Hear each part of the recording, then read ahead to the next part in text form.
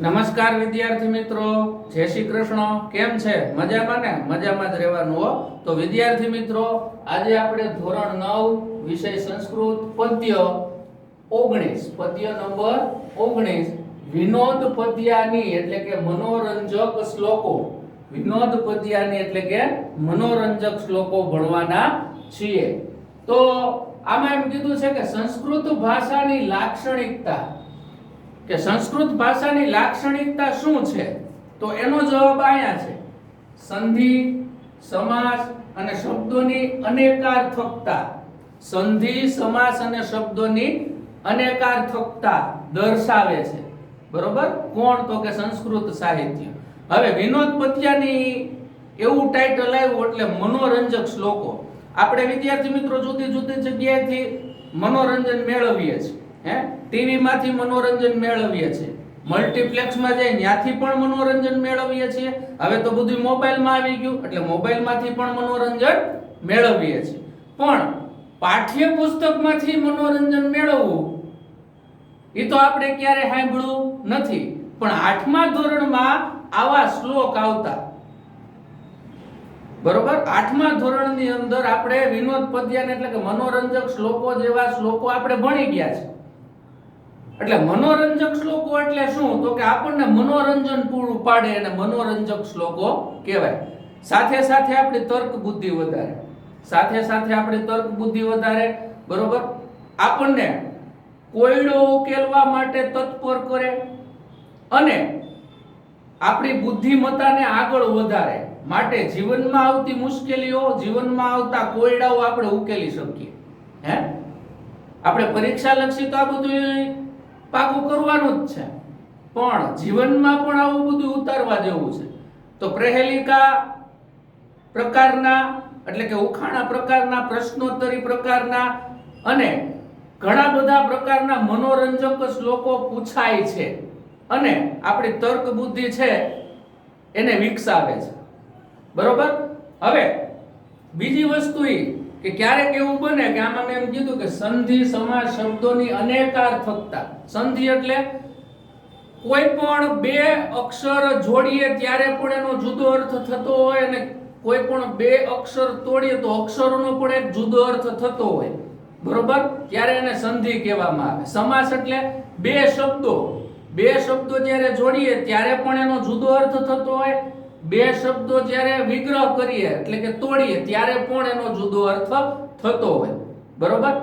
ઈ એવો શબ્દ હોય વાક્યમાં કે શ્લોકમાં મૂકી દેવામાં આવે, જુદા કરી દો તો આખો વાક્ય કે શ્લોકનો અર્થ જુદો થઈ જાય, ભેગા કરી દો તો પણ વાક્ય કે શ્લોકનો અર્થ જુદો થઈ જાય. એવા આપણે મનોરંજક શ્લોકો ભણવાના છીએ. બરોબર? બીજી બાબતે કે આમાં એમ કીધું છે કે અનેકાર્થકતા, અનેકાર્થી શબ્દો.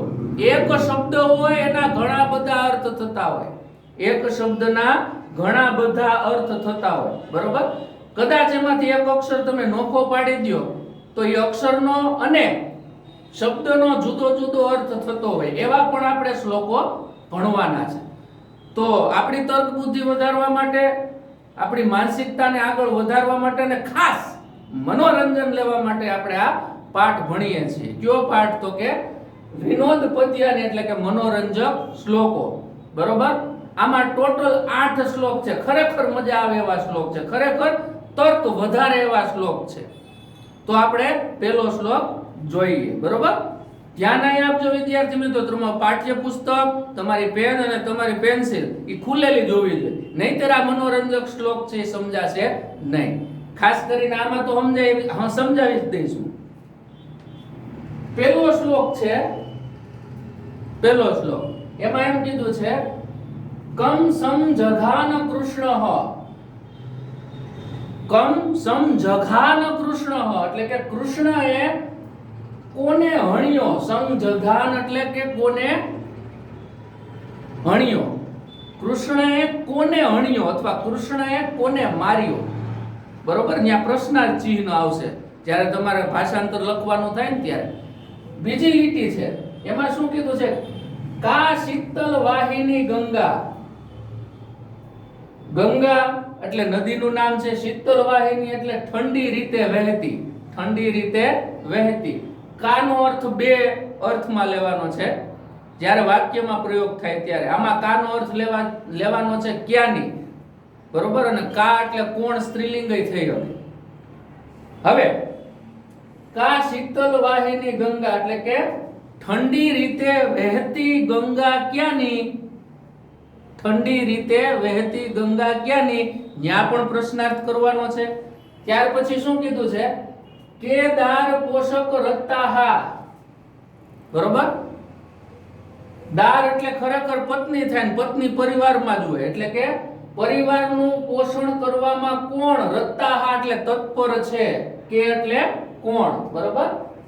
અને રતાહા એટલે શું થાય તો કે તત્પર છે, કે પરિવારનું પોષણ કરવામાં કોણ તત્પર છે, ન્યાય પ્રશ્નાર્થ મૂકવાનો.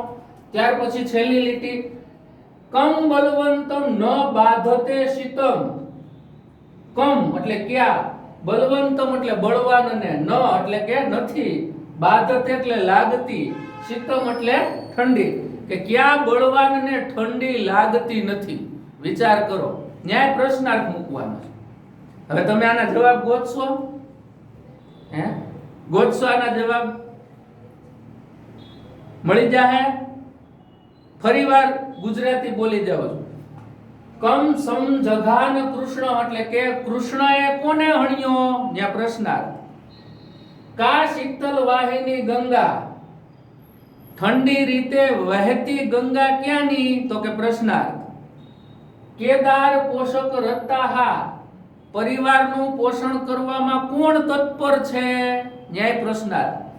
કમ બલવંતમ ન બાધતે શીતમ, ક્યાં બળવાનને ઠંડી લાગતી નથી, ન્યાય પ્રશ્નાર્થ. હવે આના જવાબ આપણે ગોતવા પડે.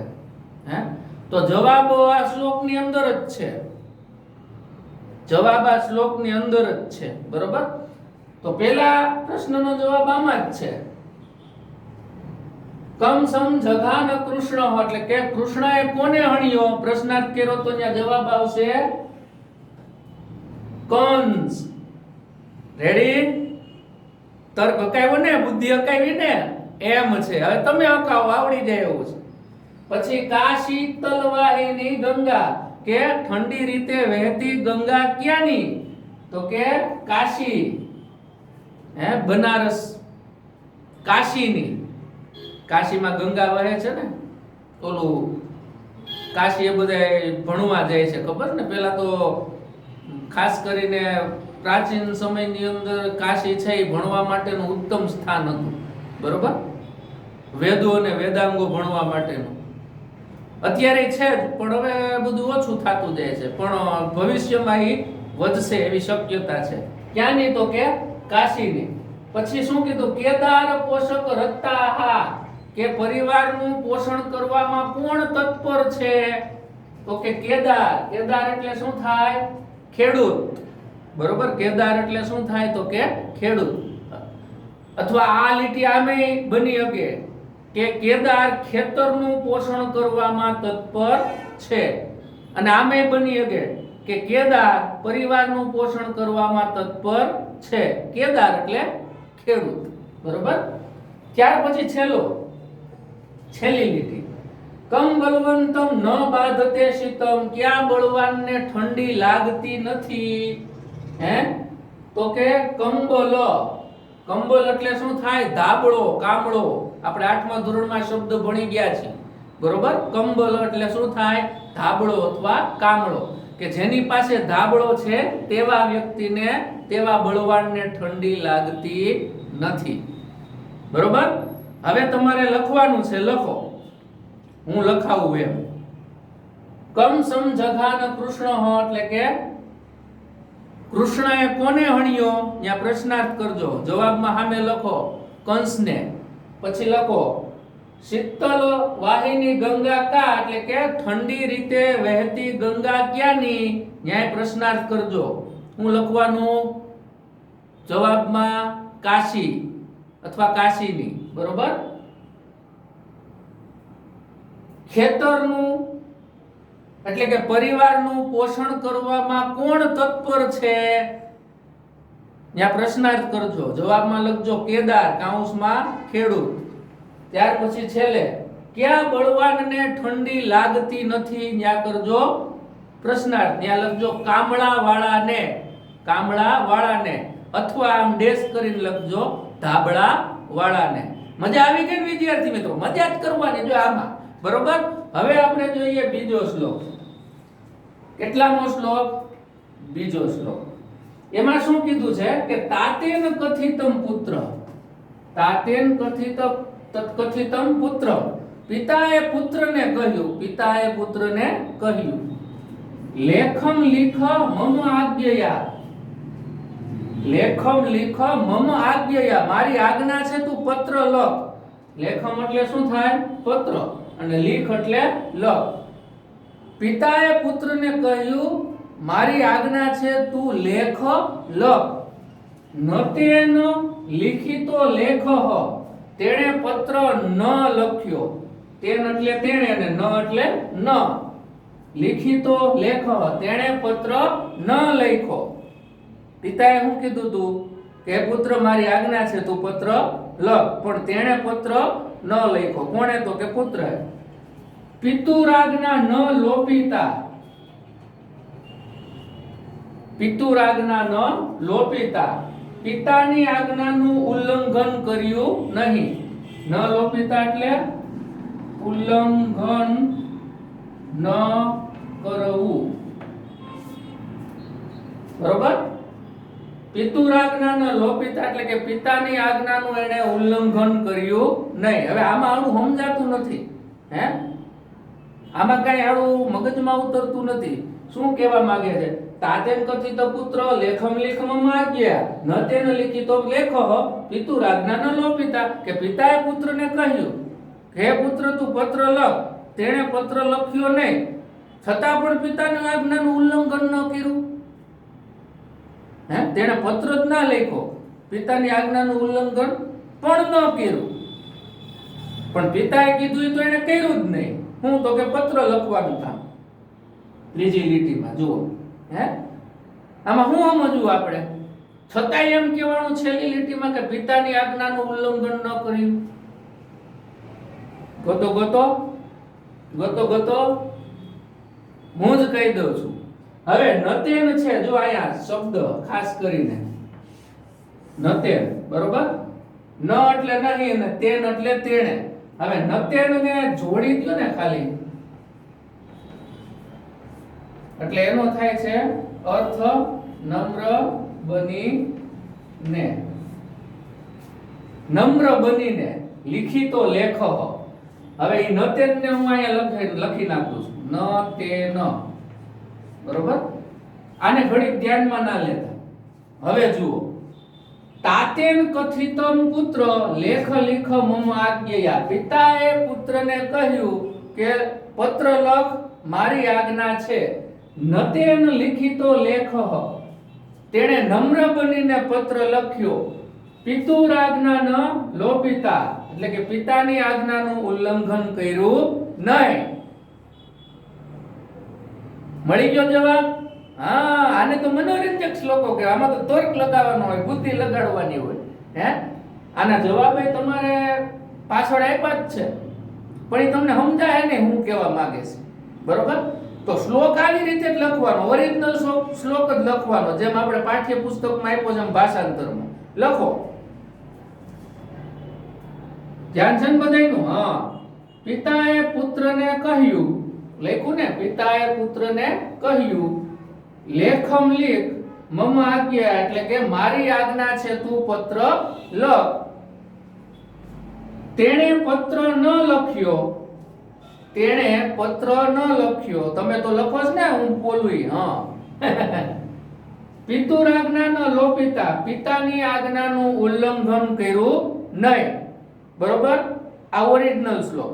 નીચે આવી રીતે લખી નાખો, નતેન, આવી રીતે કોઠો દોરી નતેન લખ્યું, પછી આટલું જ લખવાનું, નમ્ર બનીને પત્ર લખ્યો. એટલે આની ચમત્કૃતિ આવી ગઈ. આ શ્લોકની ત્રીજા લીટીની ચમત્કૃતિ આવી ગઈ, બરોબર? એનો જવાબ આવી ગયો આ. રેડી?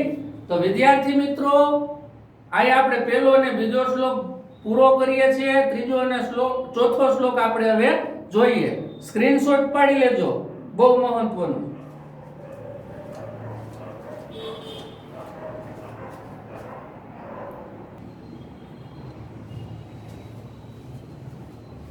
તો વિદ્યાર્થી મિત્રો, આપણે પહેલો અને બીજો શ્લોક ભણ્યા. હવે આપણે ત્રીજો શ્લોક, મનોરંજક શ્લોક ભણીએ, બરોબર? ધ્યાન અહીંયા આપજો. ત્રીજા શ્લોકમાં શું કીધું છે કે સીમંતિની શું કા શાંતા. સીમંતિની શું એટલે કે સૌભાગ્યવતીઓમાં, જેના વિવાહ થઈ ગયા હોય એને સૌભાગ્યવતી કહેવાય. અને જેનો ઘરવાળો પવિત્ર હોય, બધી રીતે ઈમાનદાર હોય, એ જ સ્ત્રીને સૌભાગ્યવતી કહેવાય. કારણ કે સારું ભાગ્ય લઈને આવ્યા હોય એને સૌભાગ્યવતી કહેવાય. શું કીધું કે સીમંતિની શું કા શાંતા, કે સૌભાગ્યવતીઓમાં કોણ શાંત છે? ન્યા પ્રશ્નાર્થ આવશે, બરોબર? ત્યાર પછી બીજી લીટી, રાજા કો ભૂત ગુણોત્તમ, કે ક્યાં રાજા ગુણોમાં ઉત્તમ થઈ ગયા. ગુણોત્તમ એટલે કે ગુણોમાં ઉત્તમ, અને કો અભૂત એટલે કે થઈ ગયા. ક્યાં રાજા ગુણોમાં ઉત્તમ થઈ ગયા અથવા થયા? ન્યાય પ્રશ્નાર્થ ચિહ્ન. પછી વિદ્વદ્ભિઃ, વિદ્વાનોમાં. વિદ્વદ્ભિઃ એટલે વિદ્વાનોમાં, બરોબર? કા સદા, કોણ હંમેશા. વંદ્યા એટલે કે વંદનીય છે. વિદ્વદ્ભિઃ કા સદા વંદ્યા એટલે કે વિદ્વાનોમાં કોણ હંમેશા વંદનીય છે. હે? ન્યાય પ્રશ્નાર્થ. પછી શું કીધું? ચ અત્રે ઉત્તમ. આની સંધિ આવી રીતે છૂટી પડે, ચ પ્લસ અત્ર પ્લસ ઉત્તમ. ચાત્રે ઉત્તમ. અને અહીં કહેવાયેલું છે ન બુદ્ધ્યતે, પણ જણાતું નથી. ન બુદ્ધ્યતે એટલે પણ જણાતું નથી. પેલાનું ભાષાંતર લખવું છે કે જવાબ મળે ત્યારે જ લખજો. હું તો મનોરંજન કરતો જ તમારી. જોઈએ શું કીધું પેલા પ્રશ્નની અંદર, એટલે કે પેલા વાક્યની અંદર, કે સૌભાગ્યવતીઓમાં કોણ શાંત છે? ત્યાં પ્રશ્નાર્થ. મને નથી ખબર ને તમને નથી ખબર. પછી કોણ રાજા અથવા કયા રાજા ગુણોમાં ઉત્તમ થયા? તમને નથી ખબર અને મને નથી ખબર, બરોબર? પછી વિદ્વદ્ભિઃ કા સદા વંદ્ય એટલે કે વિદ્વાનોમાં કોણ હંમેશા વંદનીય છે?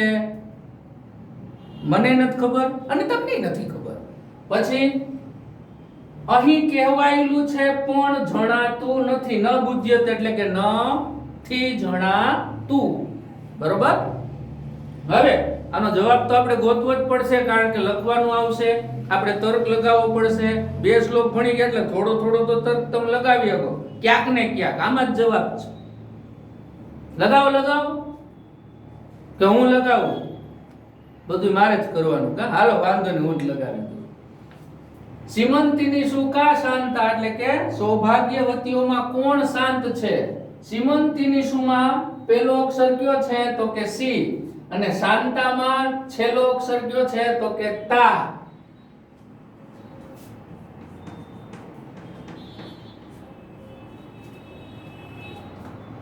કયો જવાબ આવ્યો? સીતા, માતા સીતા, બરોબર? ક્યાંથી આવ્યો? આવી રીતે. સીમંતિની શુંમાં પહેલો અક્ષર સી અને શાંતામાં છેલ્લો અક્ષર તા એટલે કે સીતા. મળી ગયો જવાબ? હવે આમાં તો ઓટોમેટિક તમને મળી જાય, છતાંય હું કહી દઉં છું, મારે જ બધું કરવાનું. મનોરંજન કરું છું. રાજામાં પહેલો અક્ષર રા અને ગુણોત્તમમાં છેલ્લો અક્ષર મહ, બરોબર? એટલે આનો જવાબ શું આવશે? રામહ. કે ક્યાં રાજા ગુણોમાં ઉત્તમ થયા? તો કે રામહ, રામ. વિદ્વદ્ભિઃ કા સદા વંદ્ય એટલે કે વિદ્વાનોમાં કોણ હંમેશા વંદનીય છે? તો કે વિદ્વદ્ભિઃમાં પહેલો અક્ષર વી અને વંદ્યામાં છેલ્લો અક્ષર દ્યા એટલે શું થયું? વિદ્યા. કે વિદ્યા છે એ વિધવા નોમાં પૂજાય છે, લક્ષ્મીનું પૂજન કરતા નથી. પહેલા સરસ્વતી, પહેલા વિદ્યા, પછી લક્ષ્મી, બરોબર? તો જ લક્ષ્મી આવે. પહેલા સરસ્વતીનું પૂજન કરો તો જ લક્ષ્મી આવે. પહેલા ભણો તો જ રૂપિયા કમાવો. આ નિયમ છે સંસારમાં, મહેનત કરવાની, બરોબર? ચક્ર ઉત્તમ ન બુદ્ધ્યતે, અહીં કહેવાયેલું છે એટલે કે આ ત્રણેયમાં જવાબ છે પણ જણાતું નથી, એનો કહેવાનો મતલબ આવો છે, બરોબર? તો હવે તમે એક કામ કરો, હવે આ શ્લોક લખી નાખો ગુજરાતીમાં, બરોબર? સૌભાગ્યવતીઓમાં કોણ શાંત છે? લખ્યું, ત્યાં પ્રશ્નાર્થ કરો, પછી લખો સીતા અથવા માતા સીતા, પછી લખો ગુણોમાં ઉત્તમ ક્યાં રાજા થયા અથવા ગુણોમાં ઉત્તમ કોણ રાજા થયા? ત્યાં પ્રશ્નાર્થ કરજો, પછી લખો રાજા રામ અથવા ભગવાન શ્રી રામ. વિદ્વદ્ભિકા સદા વંદ્યા એટલે કે વિદ્વાનોમાં કોણ હંમેશા પૂજનીય છે, વંદનીય છે? ત્યાં પ્રશ્નાર્થ કરો અને જવાબમાં લખો વિદ્યા. પછી આ લીટી લખી નાખવાની છે, અહીં કહેવાયેલું છે પણ જણાતું નથી, પૂર્ણ વિરામ, બરોબર? હવે આપણે જોઈએ ચોથો શ્લોક. આવા પ્રકારનો શ્લોક એટલે કે ચોથો પ્રકાર જે હું શ્લોકનો એટલે કે ચોથો શ્લોક હું જે ભણાવું છું એવું આપણે 8મા ધોરણમાં ભણી ગયા છે, યાદ આવશે તમને. એ તમારે યાદ કરવાનું, હું નહીં કરાવું. હા, શું કીધું છે? વ્રજંતી પદ્માની કદા વિકાસમ. પદ્માની એટલે કમળોના ફૂલ, બરોબર? વ્રજંતી એટલે ખીલે છે, બરોબર? અથવા થાય છે, ને વિકાસમ એટલે કે વિકાસ, અને કદા એટલે ક્યારે. તો આનું ગુજરાતી આવી રીતે થશે કે કમળોના ફૂલ ક્યારે વિકાસ પામે છે? ત્યાં પ્રશ્નાર્થ. પછી શું કીધું? પ્રિયા ગતે ભર્તરી કેમ કરોતી? ગતે ભર્તરી, ભર્તરી એટલે પતિ, પતિ પરમેશ્વર કે ને ઈ પતિ. પતિના ગતે એટલે જવાથી, પતિના જવાથી પ્રિયા એટલે કે પત્ની કેમ કરોતી એટલે કે શું કરે છે? પતિ કામે જાય પછી પ્રિયા એટલે કે પત્ની શું કરે છે, બરોબર? મેં વિવાહ થાય એટલે પતિ પત્નીમાં થોડોક પ્રેમ ઉભરાય ને. હા, શરૂઆતમાં હોય, પછી તો મને નથી ખબર. આ તો મારો અનુભવ તમને કહું છું. દાંત કાઢોમાં, દાંત કાઢોમાં. હાલો, પછી શું કીધું? ત્રીજા વાક્યની અંદર રાત્રૌ ચ નિત્યમ વિરહ આતુરા કા. નિત્યમ એટલે હંમેશા, વિરહ આતુરા એટલે કે વિરહથી આતુર. વિરહ એટલે જુદાપણું, કા એટલે કોણ, ચ એટલે અને રાત્રો એટલે રાત્રે. રાત્રે હંમેશા વિરહથી આતુર કોણ રહે છે? બરોબર? ન્યાય પ્રશ્નાર્થ, આ ત્રણેય પ્રશ્નાર્થ આવશે, તો એના જવાબ નીચે છે, બરોબર? વ્રજંતી પદ્માની કદા વિકાસમ, કે કમળોના ફૂલ ક્યારે વિકાસ પામે છે? સૂર્યોદય. એના જવાબમાં આવશે સૂર્યોદય, બરોબર? સૂર્ય ઉદય થાય ત્યારે. પ્રિયા ગતે ભર્તરીમ કેમ કરોતી એટલે કે પતિના જવાથી પત્ની શું કરે છે? તો કે રોદીતી એટલે કે રડે છે, બોલો? હે, આવો પ્રેમ છે પતિ અને પત્ની વચ્ચે, તો જેને હોય એને ખબર હોય, બરોબર? દાંત કાઢો માં, દાંત કાઢો. પછી રાત્રો ચ નિત્યમ વિરહાતુરા કા, તો કે ચક્રવાકી, કે રાત્રે હંમેશા વિરહથી આતુર કોણ રહે છે? તો કે ચક્રવાકી નામનું પક્ષી, માદા પક્ષી. વિદ્યાર્થી મિત્રો, ચક્રવાકી નામનું પક્ષી છે ને એને રાત્રે જ દેખાય, બરોબર? એટલે રાત્રે જ એ નર અને માદા છે એ મળી શકે છે. નર પક્ષી અને માદા પક્ષી, સ્ત્રીલિંગ અને પુલ્લિંગ. દિવસે એને દેખાતું નથી. ઈ કુદરતી વસ્તુ છે વિદ્યાર્થી મિત્રો. એટલે શું કીધું? રાત્રો ચ નિત્ય વિરહ આતુર કા, એટલે કે રાત્રે હંમેશા વિરહથી આતુર કોણ રહે છે? તો કે ચક્રવાકી, બરોબર? રાત થાય એટલે માદા ચક્રવાકી અને નર ચક્રવાકી મળે છે. હવે આખું વાક્ય બનાવીએ. સૂર્યોદયે રોદિતી ચક્રવાકી. આ ત્રણેયના જવાબ, ઈ જવાબની અંદર પાછા જવાબ, આ ત્રણેયના જુદા જુદા જવાબ આ જુદા જુદા જવાબમાં પણ આખો એક જવાબ. સૂર્યોદયે રોદિતી ચક્રવાકી એટલે કે સૂર્યોદયે ચક્રવાકી રડે છે. મેં તમને કહી દીધું કે સૂર્યોદયની આંખ છે ધીમે ધીમે દેખતી બંધ થઈ જાય છે. કુદરતી વસ્તુ છે, ભગવાને એને એવી રીતે બનાવ્યું છે, બરોબર. ચક્રવાકી નામના પક્ષી એટલે કે સૂર્યોદયે ચક્રવાકી રડે છે. રેડી? હવે તમારે ભાષાંતર આવી રીતે લખવાનું છે. લખો. કમળોના ફૂલ ક્યારે વિકાસ પામે છે? પ્રશ્નાર્થ. ત્યાં લખો સૂર્યોદય. બરોબર? જવાબમાં લખી નાખ્યું. પછી પ્રિયા ગતે ભરતરી કેમ કરો તે એટલે કે પતિના જવાથી પત્ની શું કરે છે? ત્યાં પ્રશ્નાર્થ. એના જવાબમાં લખો રડે છે. બરોબર? ત્યાર પછી રાત્રે હંમેશા વિરહથી આતુર કોણ રહે છે? ત્યાં પ્રશ્નાર્થ. જવાબમાં લખો ચક્રવાકી નામનું પક્ષી. બરોબર? હવે આનો આખો જવાબ છે એ લીટીમાં લખી નાખો, નોખી લીટીમાં, કે સૂર્યોદયે ચક્રવાકી રડે છે. મજા આવી ગઈ ને? એમ જ હોય ને ભલામણા. મજા જ આવવી જોઈએ. મનોરંજન કરતું જવાનું અને ભણતું પણ જવાનું. તો વિદ્યાર્થી મિત્રો, આપણે આ પહેલો ભાગ 4 શ્લોક સુધી સીમિત રાખીએ છીએ. બીજા ભાગમાં આપણે બીજા 4 શ્લોક જોઈશું. બરોબર? 5, 6, 7, 8 એ બીજા ભાગમાં જોઈશું. મજા આવી ગઈ ને? વારે વારે વિડિયો જોઈ રાખજો, સબસ્ક્રાઇબ કરજો અને મનોરંજન કરજો. બરોબર? હું રજા લઉં છું. જય હિન્દ, જય ભારત, જય શ્રી કૃષ્ણ. સ્વસ્થ રહેજો, સાવધાન રહેજો. સ્ક્રીનશોટ પાડી લેજો.